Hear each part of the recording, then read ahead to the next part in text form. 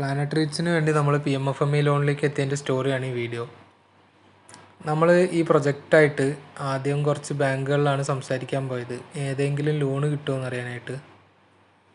അതിലൊരു bank manager നമുക്ക് DIC നടത്താറുള്ള bankers മീറ്റിനെ കുറിച്ച് പറഞ്ഞു തന്നു. നമ്മുടെ ഭാഗ്യത്തിന് ആളോട് സംസാരിച്ചതിൻ്റെ ഒരാഴ്ച കഴിഞ്ഞ് DICന്ന് ബാങ്കേഴ്സ് മീറ്റ് വെച്ചിട്ടുണ്ടായിരുന്നു. അങ്ങനെ അതുപോയി നമ്മൾ അറ്റൻഡ് ചെയ്തു. അവിടെ നിന്ന് നമ്മൾ നമ്മുടെ പഞ്ചായത്തിലെ BDSP ആയിട്ട് പ്രൊജക്റ്റിനെ കുറിച്ച് സംസാരിച്ചു.